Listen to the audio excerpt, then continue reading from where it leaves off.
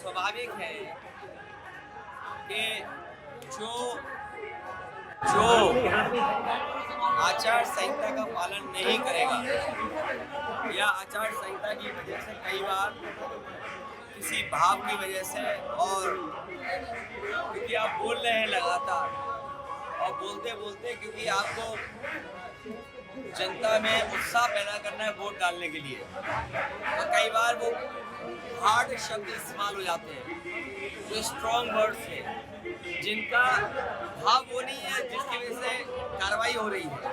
भाव दूसरा है कि ज़्यादा वोट डालें। अगर हम वोट ज़्यादा डालने के लिए कह रहे हैं,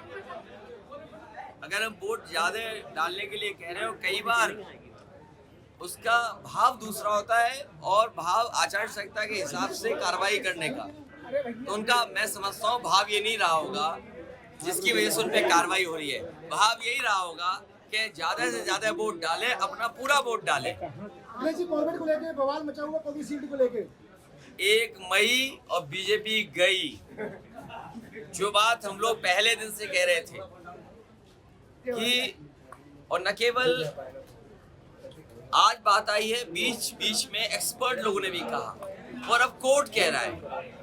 तो जो आपदा में ये जो ढूंढते थे कि उन्हें कुछ मौका मिल जाए, आपने देखा वैक्सीन जैसी कंपनी से भी भारतीय जनता पार्टी ने चंदा वसूल लिया।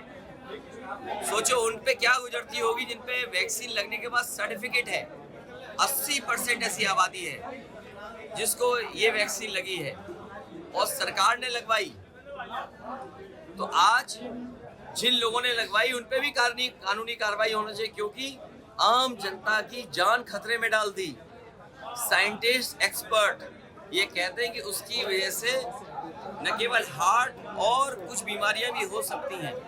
तो इसको कौन जवाब देगा? ये तो आचार संहिता से बड़ा उल्लंघन किया बीजेपी ने।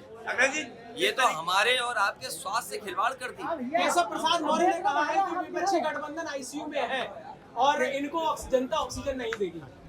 इनकी बातें मत सुनो, इनकी बातें न सुनो। राष्ट्रपिता महात्मा गांधी कह गए हैं कि ना गलत सुनो ना गलत कहो। तो ये कौन से लोग हैं, किस रास्ते पे चल रहे हैं? भाई वोट का है, आप नौकरी दे नहीं सकते। आज 1 मई है, आज दुनिया में लेबर डे मनाया जा रहा है। उन्हें सोचना चाहिए कि जिन नौजवानों को उन्होंने बेरोजगार रखा है, और जो लेबर ऑर्गेनाइजेशन की रिपोर्ट है वो ये कहती है कि भारत में 83% लोग बेरोजगार हैं। अगर भारत में 83% बेरोजगार हैं और किसान दुखी है, नौजवान के हाथ में नौकरी नहीं है, पेपर लीक किया है, तो इस बार भारतीय जनता पार्टी आईसीयू में जाएगी। और मई शुरू हो गई, भारतीय जनता पार्टी की विदाई होना तय है, जाना तय है।